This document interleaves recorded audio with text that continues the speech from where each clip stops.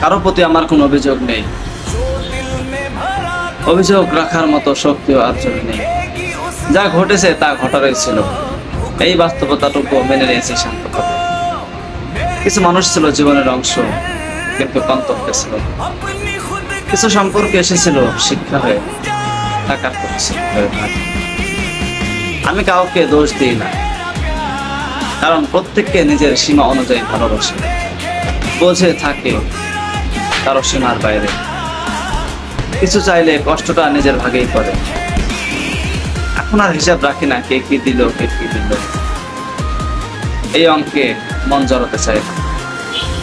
যা ছিল তা স্মৃতি হয়ে থাকুক, যা নেই তার জন্য মন খারাপ নয়। আমি শুধু নিজের ভেতরে শান্তি চাই, এখন এই শান্তিটুকুই সবচেয়ে প্রয়োজনীয়।